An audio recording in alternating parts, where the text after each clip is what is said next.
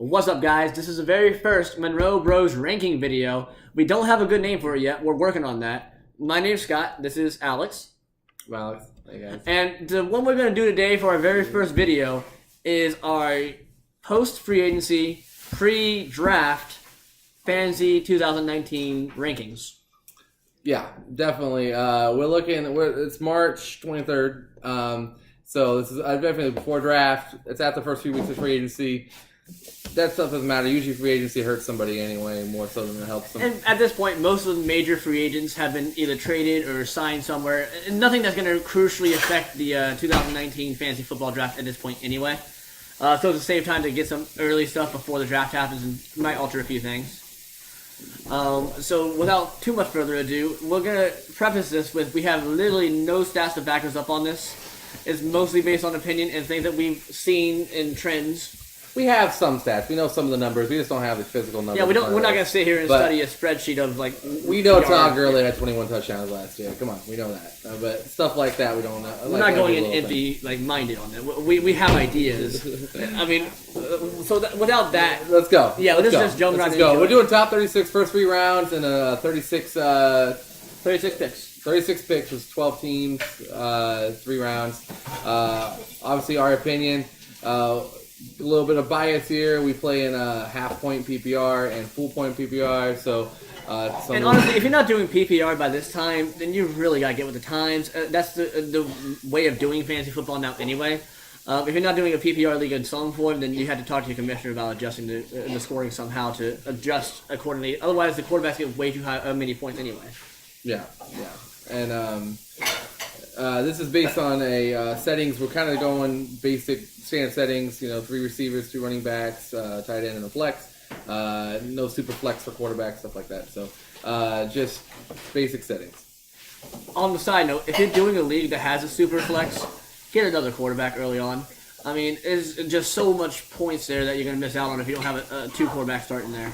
All right, let's just go ahead and start with the list. So we're digressing. So we're gonna get to running backs, top of the market. I mean, with Brown going to Raiders, it doesn't look like he's gonna be a top guy. So it looks like we're gonna start with a bunch of running backs. I mean, as most drafts usually go, running backs are premium, and then you get some top receivers, but for the most part, your first round's gonna be chock full of running backs. Yeah, and. We tried to switch it up years ago. I know on my draft, we had 4 receivers go in the first 4 picks.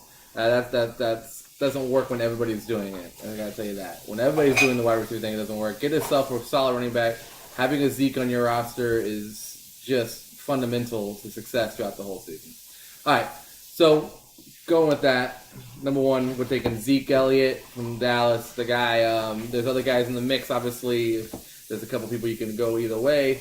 But he's just super duper consistent. He's just the guy. He's been the definition of productive since he entered the NFL. He hasn't slowed down since he started. He has a few nagging injuries, but nothing that's stopped his production or his numbers. So if we're going first overall, I don't think there's a way we pass up the opportunity of having Zeke on your roster. Yeah, you want to go 2? Yeah, the second guy, we debated back and forth on where to go with this. Based on watching him perform last season, he kind of petered off near the end of last season, but the consistency of Todd Gurley is too hard for us to cast a blind eye to. He is the offense for the LA Rams. And I mean, they have a good system passing the ball, and he's getting more acclimated to that as well. And I think he'll be very happy to be on your roster at number 2. Yeah. Number 3, Saquon. So these guys are the 3 guys I think are just in the mix. In every league, I mean PPR or not, they're in the mix. Barkley is full disclosure. I'm a Jacksonville Jaguar and LA Charger fan. But speaking, he's the next LT. He's that guy that's going to be the next guy that we're going to be taking in the front of drafts for the next 8 years. You guys are going to love that guy. He's going to be consistent. He's going to be great. With Odell gone, it just helps him more. Barkley is solid. If you took him over Gurley, I could see that. It's really just kind of a toss-up for the first 3 guys.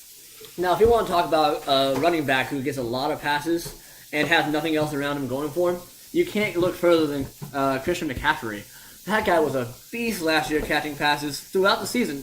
He had so many double-digit weeks that anytime you played against him, you were so upset that you didn't have him on your roster. You're being so, like, you're acting like a sportscaster the way you're talking. I'm mean, talking to the real, to the people. Am I wrong, though? I don't know, but it just seems the way you're going. I mean, it's the first video, I get it. It's first video. We had to get on talk to people. People just want to listen sometimes. And that's what, I'm talking. I'm just talking like a sportscaster. It comes out naturally. But Christian McCaffrey is a guy who's going to get you 5-6 catches minimum a game, and he can really pound the ball on the ground too. And the Panthers don't have much else going for them. They lost Devin Funchess in free agency, and outside of that, they have Greg Olsen and Cam Newton running the ball. Yeah, so, I mean, McCaffrey, amazing. I see some people talking about in full PPR taking him first. And I wouldn't hate you for that. I don't see why not. But we're going to have to speed up. We can't go over everybody all day. That's just how we rank those guys. That's our top five. I mean, those are top five. Kamara, rounded out 5. New Orleans, Ingram gone. I don't think it matters much. I think it might help a little bit because they did get Lat Murray, but Lat Murray we all know can have these flashes and not so much. Not quite his brother. No, he's not Ingram. Ingram's solid. That guy is a power back. He's gonna do great wherever he go. Where'd he go?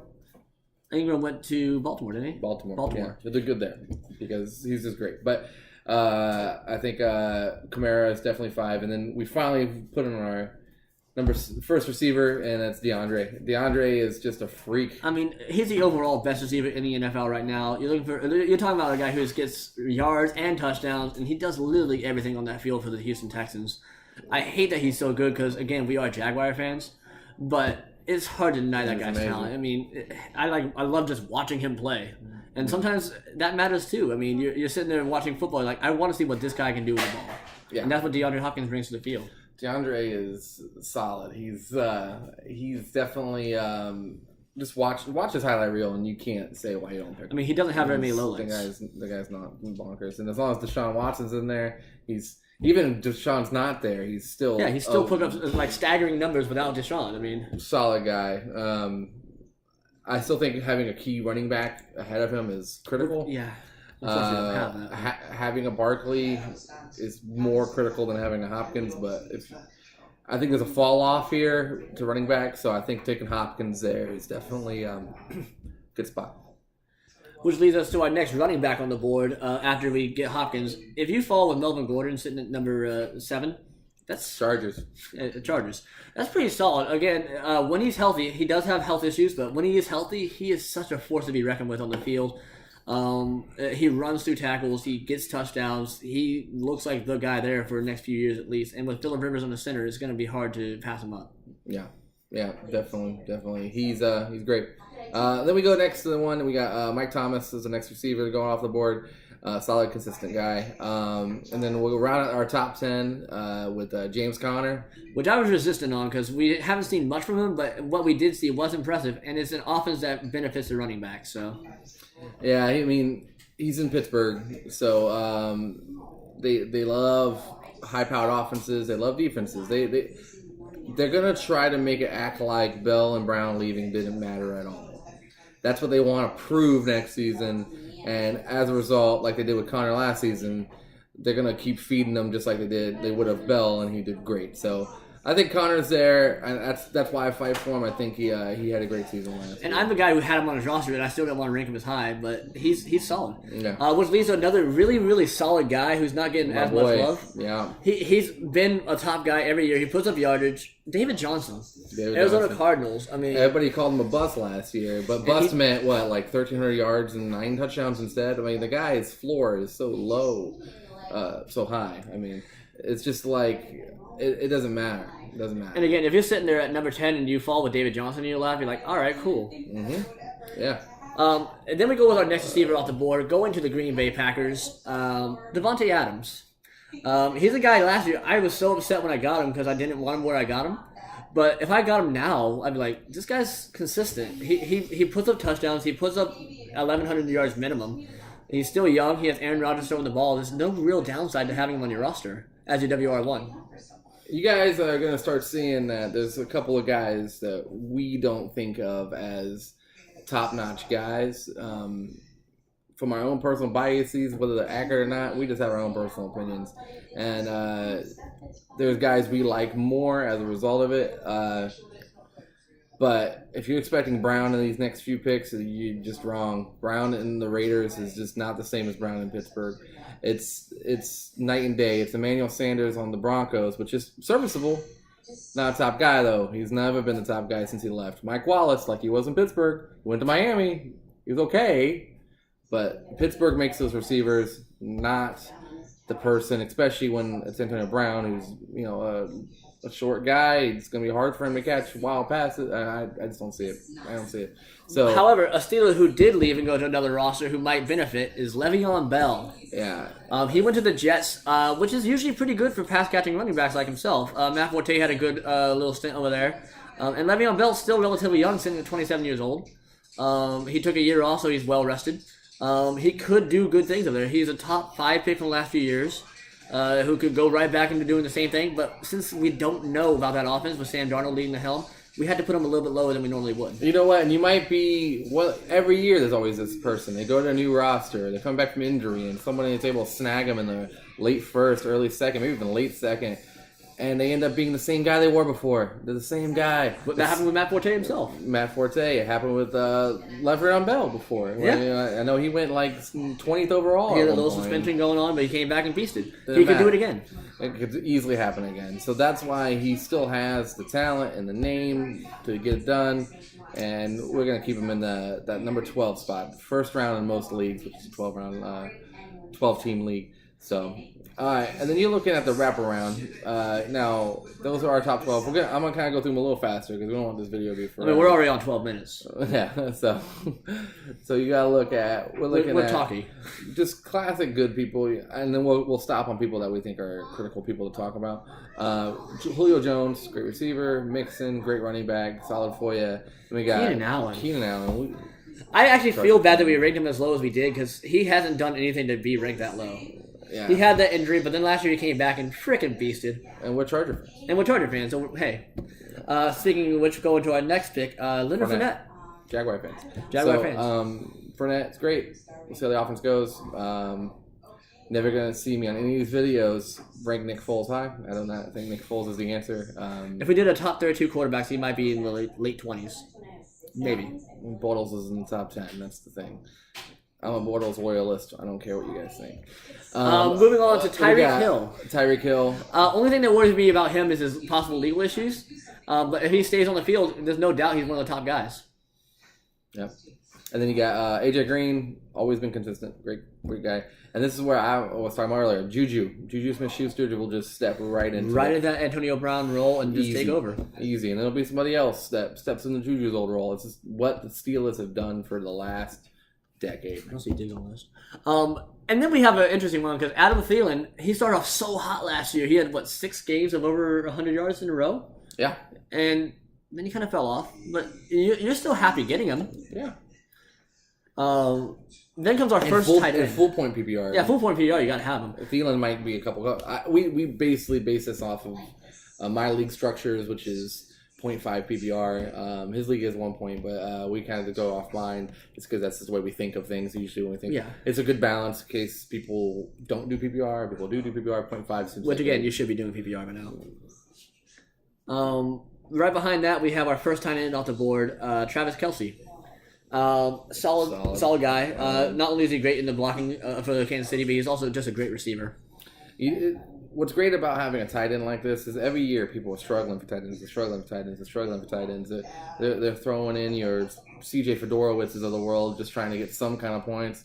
And you're sitting there with Kelce. Every now and then you get a Kittle that just breaks out and does great, but that doesn't happen often. And having a guy like Kelce, which not only is solid for a start, but if you saw him as the only person you have going into Monday night, you need 20 points, you feel pretty good about it. Kelce is that kind of guy, and I'm always been a guy that drafts the tight end in the second or third round, late second, early third. I'm not. He's not, but I just don't like to worry about it. I don't want to worry about a tight end. If you don't want to worry about tight end, get Kelce. Kelce's your guy. Next receiver we have is Mike Evans, Mm-hmm. followed by Devontae Freeman for the Falcons. Dalvin Cook. I know a lot of people are going to hate Cook being that low, but let's see him play for a whole season. Yeah. I mean, he's he's give great. me healthy Cook over anybody else, it's fine. We're talking about a 16-game season and taking a pick of somebody who's going to be healthy for a whole season. Yeah, you don't want to take a first-round pick on a guy who may not play the whole season for you. Well, he'd probably be second, but I'm just saying you just don't want to. That's just not how. And he obviously ranks higher than a lot of these people if he's playing every single game, and we know that, but we don't know. We that don't. Yet, so, and then this is where I fight in for him. I resisted this one because I don't like taking quarterbacks high in general. I don't. I feel like you get a solid guy late in the draft, but he fought for this one, and right here is Patrick Mahomes. Yeah. So I'm never that guy either. My last 2 years, my quarterbacks were like Ryan Tannehill and Joe Flacco. It doesn't matter. Mahomes is Both have new different. teams this year. Yeah, Mahomes is different.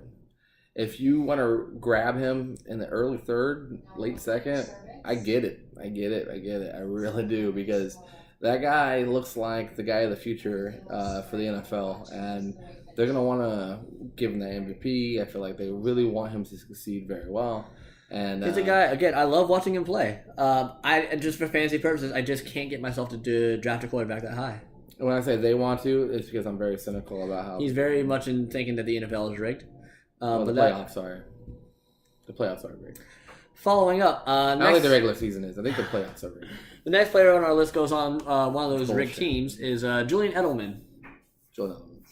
followed MVP. closely by He's like T.Y. Hilton. He's like 5'8". He's an MVP. He's the most valuable player on the field. It's ridiculous. T.Y. Hilton's next on our list for the Indianapolis Colts.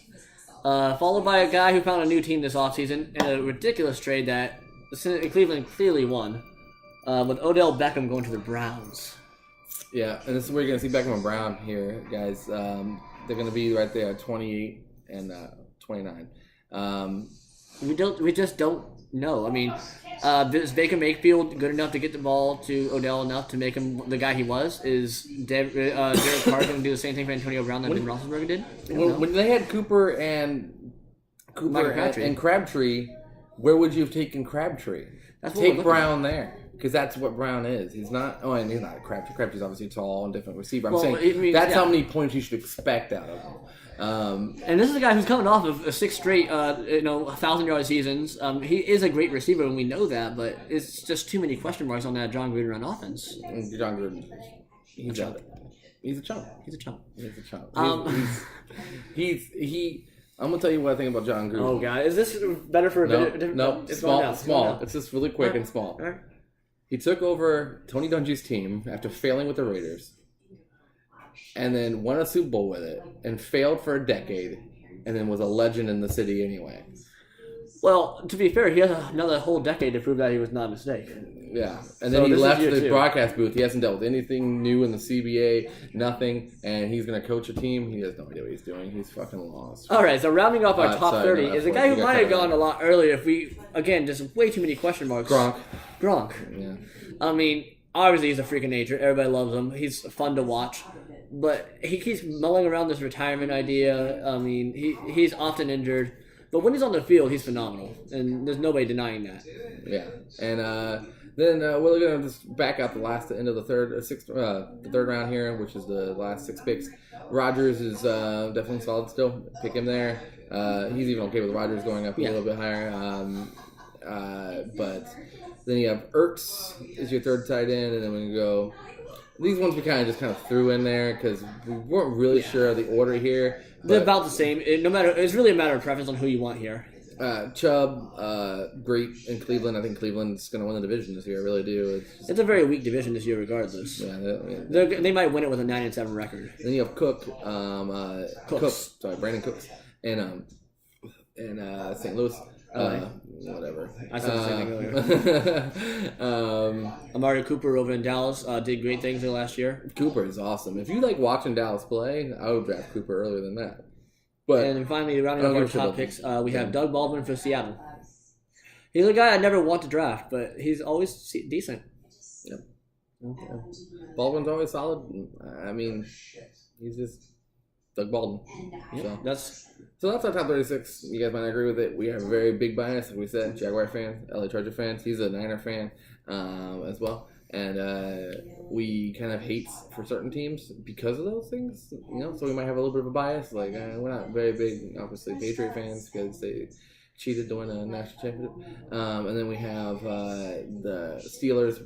We like them, but we kind of love-hate them because then when the Jaguars always have these. and for whatever reason, I just don't like I'm sure no one in Pittsburgh even knows we have big clashes. They don't give a shit about us, but we care. I've always been a little soft on Baltimore ever since the Super Bowl against the Niners, and yeah, ever since then I couldn't really care for them, and I don't think they're that good of a franchise, so that's just me. Yep. But that's our top 36. Hope you enjoyed.